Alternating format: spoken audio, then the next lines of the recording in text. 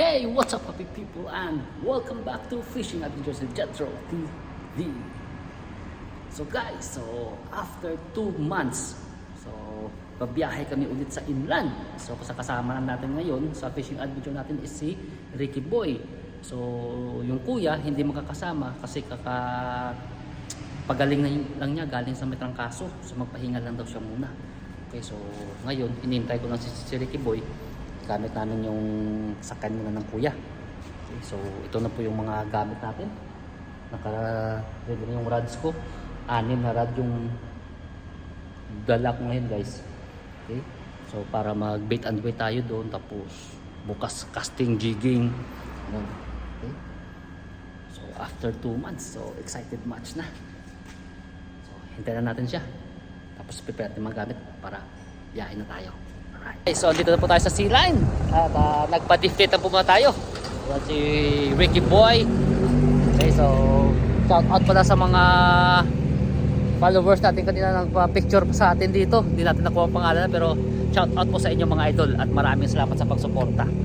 Okay, so dito na po tayo na magpapa-deflate.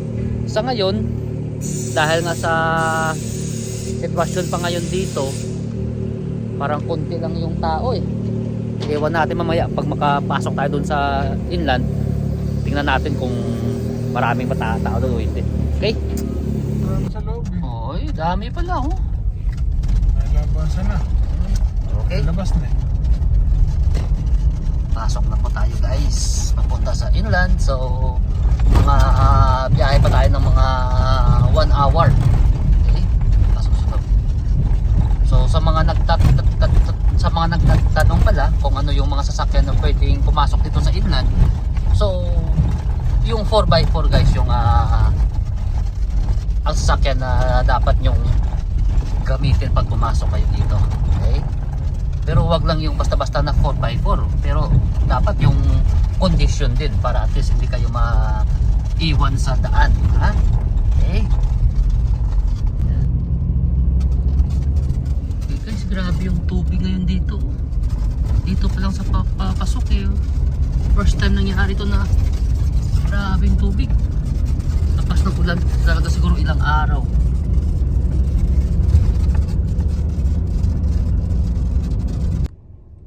Hindi naman ano dyan. Hindi mo siguro, no? Hindi naman ano na. Pero dyan, dyan yung, yung guide oh. Grabe yung tubig guys dito pala sa umpisa pa lang.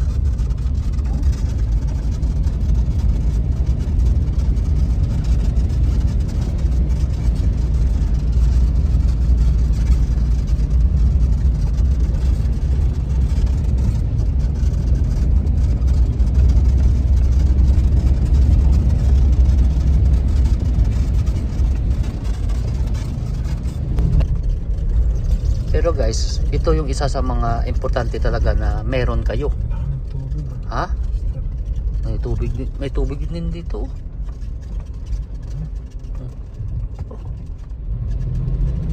Oh, grabe.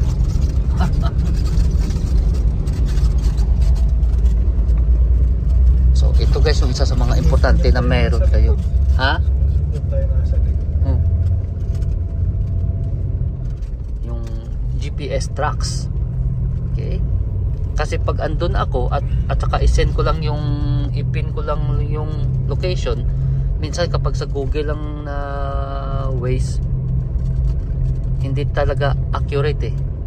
So ito yung accurate talaga na susundan namin palagi, yung GPS tracks. Yan. Lapit na po tayo guys sa Shark's Fin. Ayan na po. Ayan yung shark's fin, yung sa dulo ng yellow na line na yan. Yan tatawag namin na shark's fin. Okay guys, so andito na po tayo sa spot natin. Dito pa rin tayo sa may shark's fin. So magsiset up na po tayo. Ayan.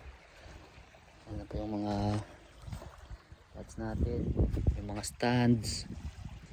Okay, so hagis tayo guys. Tara. Okay, so yung unang ihagis natin guys, yung ating 11.5 na rod. Yan, naka sliding sinker tayo. Yan. At bakuko yung pain natin. Nag-iisang bakuko. Dapat makadali ka ha. Alright. Okay guys, so idlip-idlip muna tayo. Okay, para may power tayo mamaya sa pagcasting at saka jigging natin. Lamig. Wala naman tayong strike doon kahit isa sa mga nakabait and bait natin. Okay, so hindi pa tayo. Okay. Guys, good morning, good morning. Oh, medyo maliwanag na. Pero ang lamig pa rin guys. Ang lamig.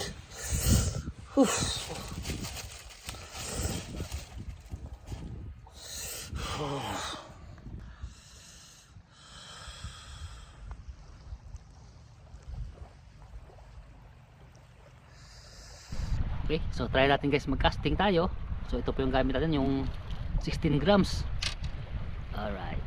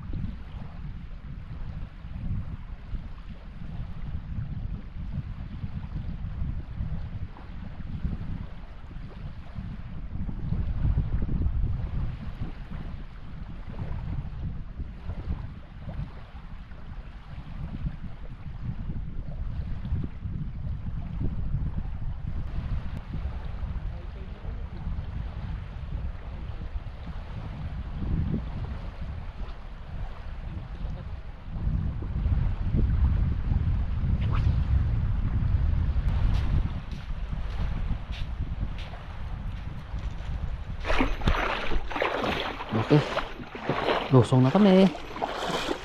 So hinintay lang namin guys medyo umangat ng ang araw para hindi na gaano kalamig.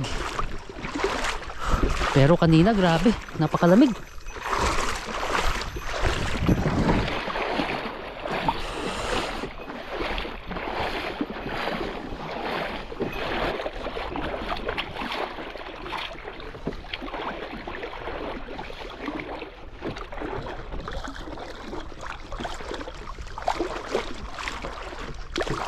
So nakabapad na kami guys ni Ricky ng mga pangpain namin. Yan, 4 na rad, isda at saka hipon yung pain dyan. So casting na tayo.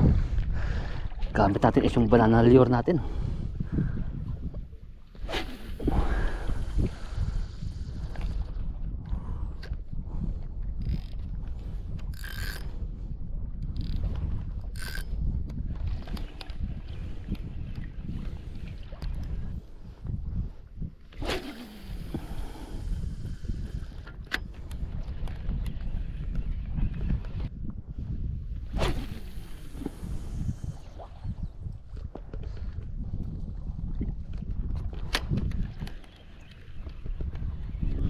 Okay, so mag-jig tayo guys. Ito yung gamit natin, yung 60 grams na sibra.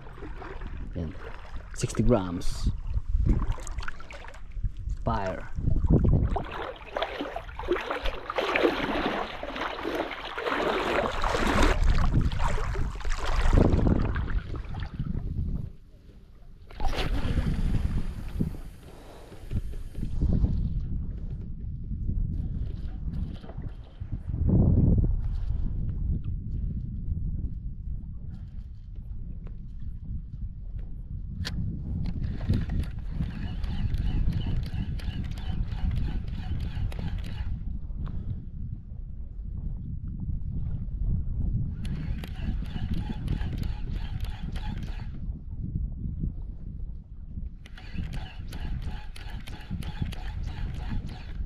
Uy, ano yan boy?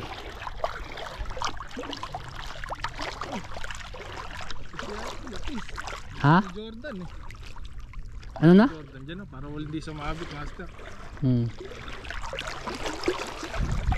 Pakang Jordan.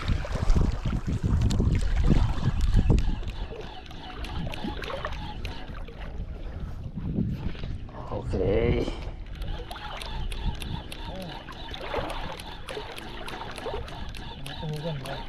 Dali.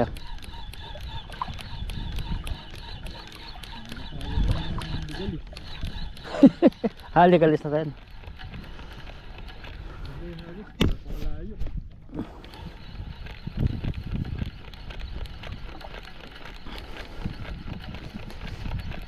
Ang layo ng ano na ito. Hindi.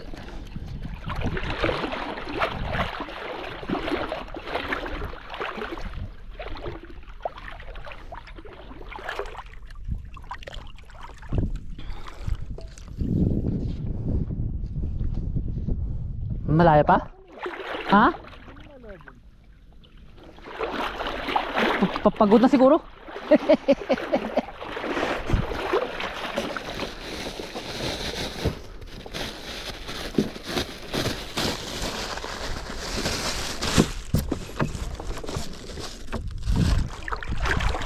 Ay, di po, Tarya. Sandali boy, sandali boy.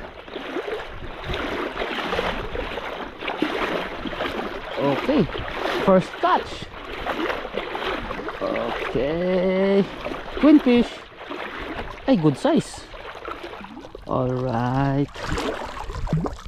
Okay.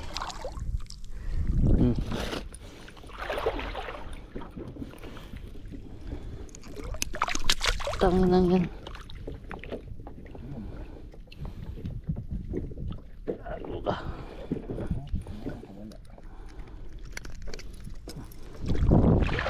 Okay.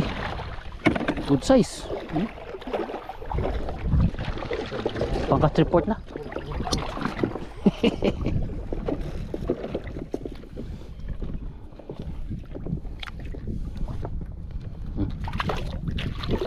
Bahan mo na rin master. Bahan mo dito. Bubul ko.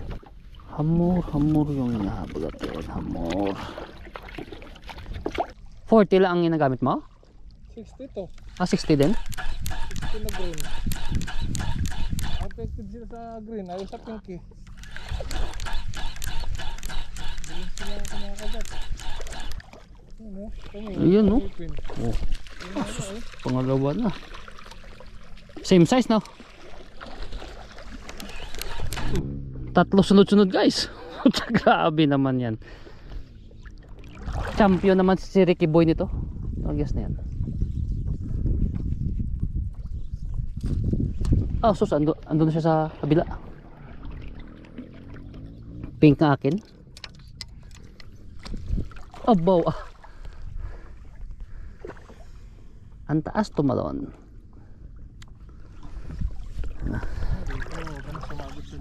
Yan. Ayun, okay na kagat niya, oh. Oh. Ako nga, hagis na ako doon, be. Hagis na yan.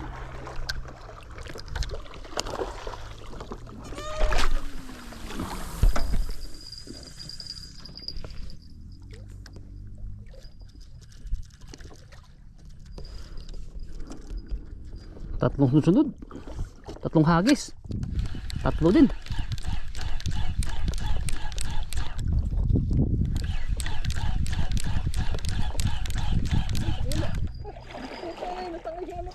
Ha? Pati yung jig ko. Bakit pati yung jig mo? Salapang, master. Ha? Andyan. Bakit pati yung jig mo? Oo. Bakit pati yung jig mo nasama? Hayop na yan. Ay, hindi, yung ano. Tumabot, master, sa ilalim. Ay, wala na. Bakit nasama pati yung jig mo? Naputol eh. Tumiski siguro. Ano? Ito talaga, sayang naman yun. Ito naman. Oo. Oh, tagis kasama pati jig. Oh, green, oh. Ang ano, oh. Ayun na, guys, naka-fish on na tayo. Naka-fish on balo. Naka-fish on balo. Hayop na yan.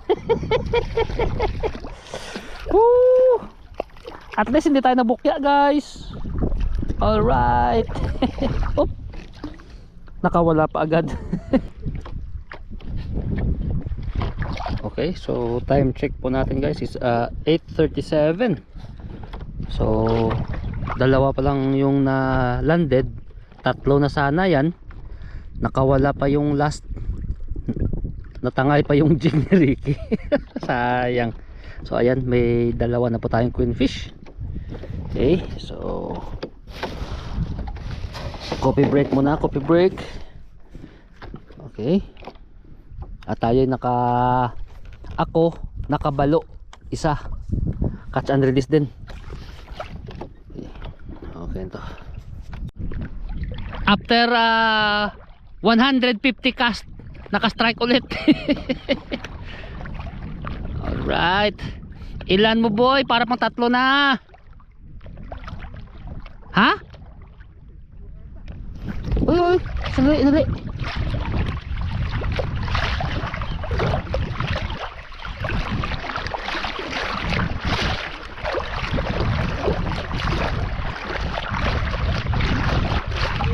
Sandali ang ang pangsalo kung sakali. Sandali.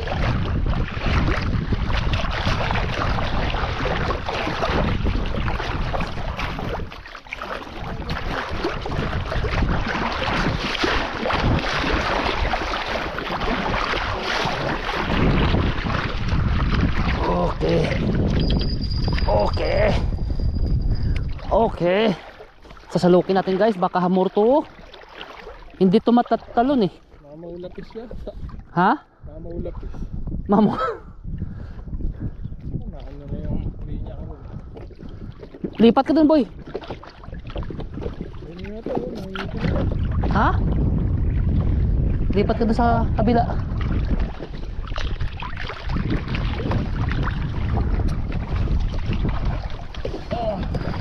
Ha?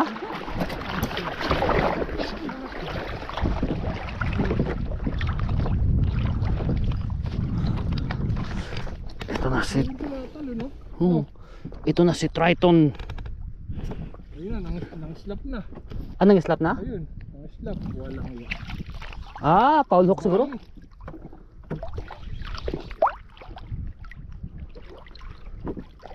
Ay! Iba, master! Ha? Ibang klaseng lapis. Walang iya. Ano to? Tawag to ng Paulok nga. tawag to ng Diba, baka madali naman na natin. crossbreed ng Ha? crossbreed ng lapis at saka grabe. Ayan makakawala pa yan. Master, wag mong yung klase na. Baka madali ka pa rin. Wala ka ibang klase. Kaya ka naman bigat. Ang bariga.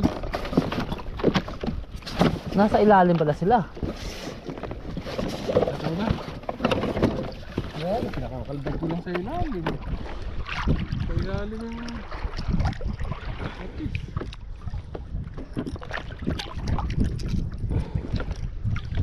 Grabe naman na tama to ng ito. Ayan. Ibang eh. Ito nga susubukan ko nga ito pang Wala nga. Lahat yung braso ko rin. yun. Hindi makatalo na. Ganito pala siya dapat buyo. Oh. Oo nga, hindi na gagalaw. Hindi para maano yung ang dugo niya.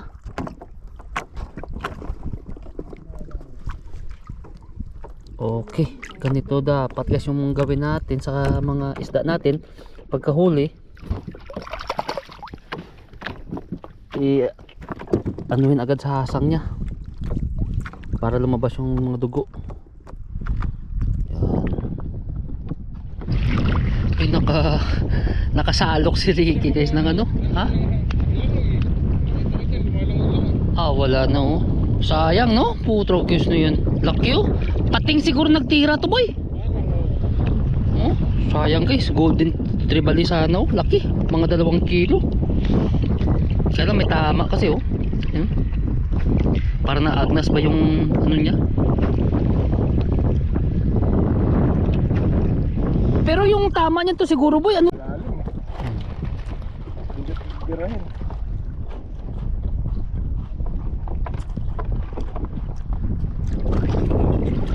Kasi talaga pag nagagis ka may kulo. Grabe. Talagang wala, mahina ngayon guys yung Agatan, grabe. Ako naka-isang strike lang ako, naka-isang balo lang talaga ako. Buti si Ricky kahit papaano nakadami siyang lapis. Kahit papaano may uwi mamaya. Ayan. Oh. Ayan, so tatlo. Tapos may dalawa siyang unhook. Sayang din yun. Okay. So maya maya ahon na kami. Time check natin is mga 11 o'clock na. Wala, mahina. Okay guys, so hanggang dito na lang magtatapos yung isang fishing adventure natin dito sa Inland Sea. Okay, so hindi tayo masyadong pinalad. Buti ka mo si Ricky naka tatlong lapis. Okay. Tapos may na-unhook pa siyang dalawa kasama yung isang jig niya. At saka yung ako nakaisa lang talaga na strike, balo pa. So catch and release din. Okay. So ito lang po yung dali ngayong araw dito sa Inland Sea. Okay, so uwi lang natin to, i-fillet natin para may pang ulam tayo. Alright, so hanggang dito lang guys yung video natin. Don't forget, spread love, always be happy, and just enjoy fishing. Right? Kita-kita tayo sunod.